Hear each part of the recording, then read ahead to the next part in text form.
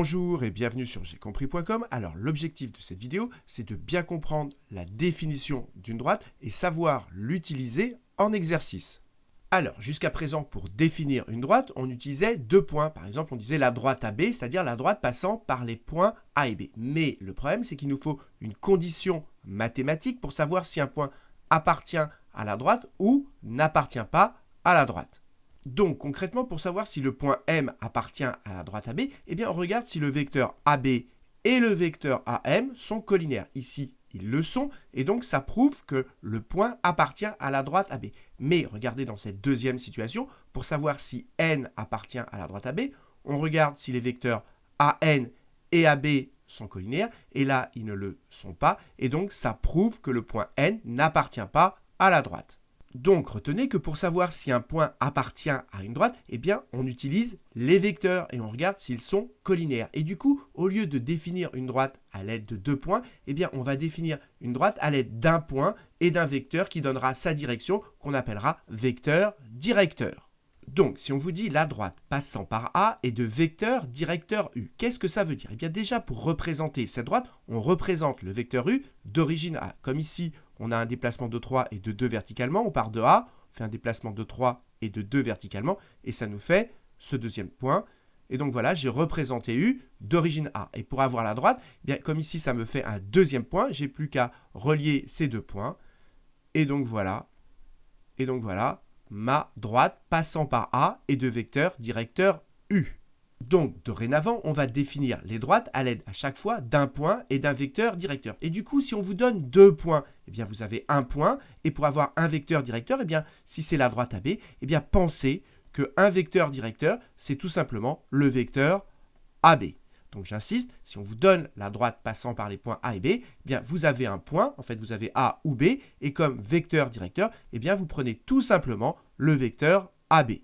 Au passage, vous avez peut-être remarqué, je n'ai pas dit le vecteur directeur, mais j'ai dit un vecteur directeur, tout simplement parce qu'une droite, elle a une infinité de vecteurs directeurs. Parce que si, au lieu de travailler avec le vecteur U, je travaille avec le vecteur 2U, eh bien, pour avoir la droite, je refais 2U en partant de A, voilà, et voyez qu'avec 2U, j'obtiens exactement la même droite. Et donc, retenez bien qu'au lieu de travailler avec U, je peux travailler avec un autre vecteur collinaire à U, par exemple 2U, et ça me donne la même droite. J'aurais pu, par exemple, travailler également avec moins U.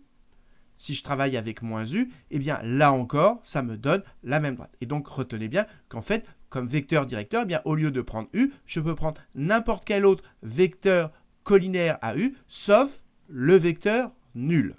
Alors, pourquoi on ne peut pas prendre le vecteur nul comme vecteur directeur? Eh bien, regardez, c'est tout simple. Représenter le vecteur nul à partir de A. Eh bien, comme le vecteur nul, eh bien, il correspond à un déplacement nul, c'est-à-dire ne pas avancer. Eh bien, si vous représentez ce vecteur à partir de A, eh bien, vous restez en A et vous n'obtenez pas un deuxième point. Et donc, ça ne correspondra pas à une droite. Une autre façon de dire la même chose, c'est que le vecteur nul, en fait, comme on n'avance pas, il n'a pas de direction. Et donc, on ne peut pas l'utiliser pour avoir un vecteur directeur.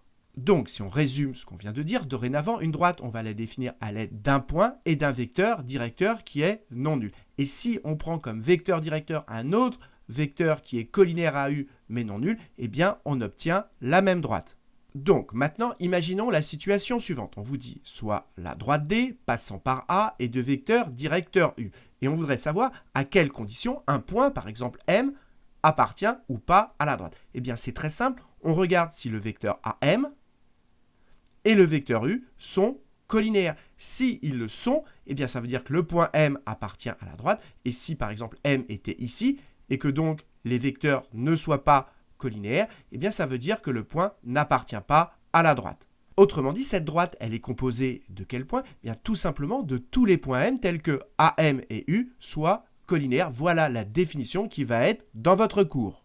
Donc voici cette définition. On commence par se donner un vecteur U non nul et un point A. Et donc la droite passant par A est de vecteur directeur U. Eh bien c'est l'ensemble des points M tels que AM et U soient collinaires. C'est exactement ce qu'on vient d'expliquer.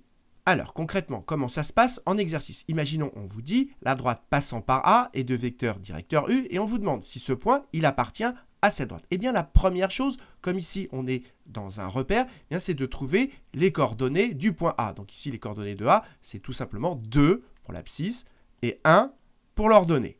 Ensuite, on cherche les coordonnées du point M. Ici, ça fait -1, -2, -3 pour les X et 0 pour les Y. Et ensuite, on cherche les coordonnées du vecteur U. On regarde le déplacement qu'on fait pour aller de l'origine du vecteur à son extrémité. Et le déplacement qu'on fait, c'est 1. Je rappelle que ici, 1, ça correspond à 2 carreaux. Donc, on fait 1, 2 et 3 en X. Donc, 3 pour les X et 1 verticalement pour les Y.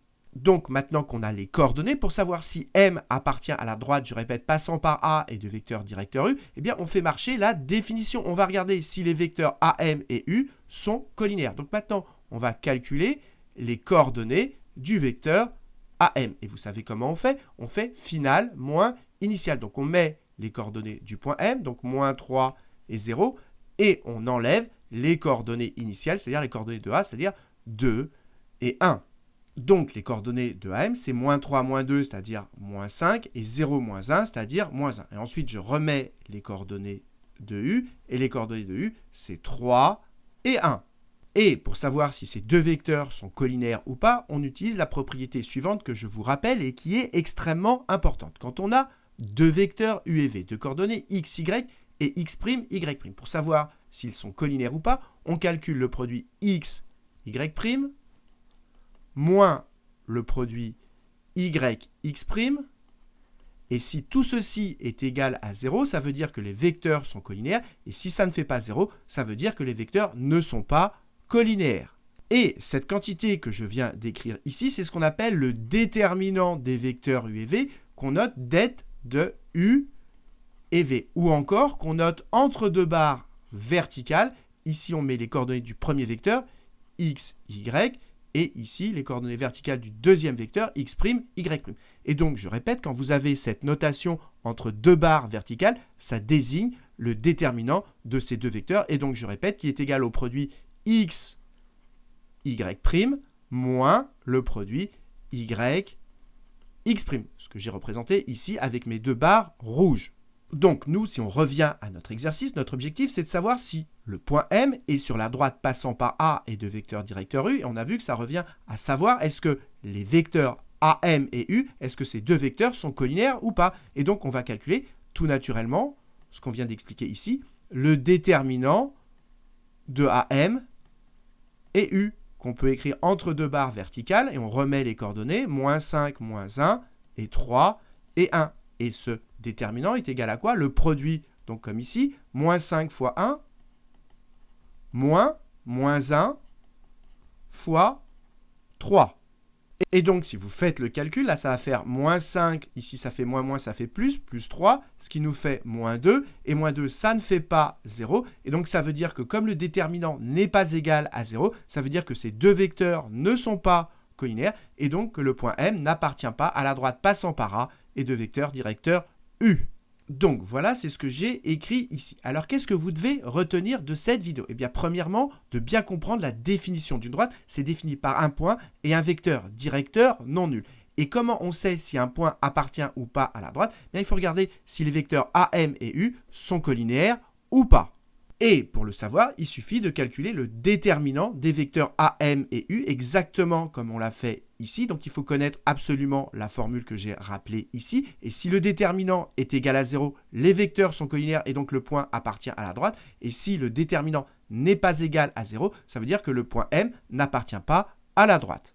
Donc voilà, j'espère que cette vidéo vous a été utile et dans la prochaine, on verra quand on a deux droites comment faire pour savoir si ces deux droites sont parallèles ou pas. Et en attendant, comme d'habitude, si vous avez apprécié cette vidéo, n'hésitez pas à la partager et à la liker.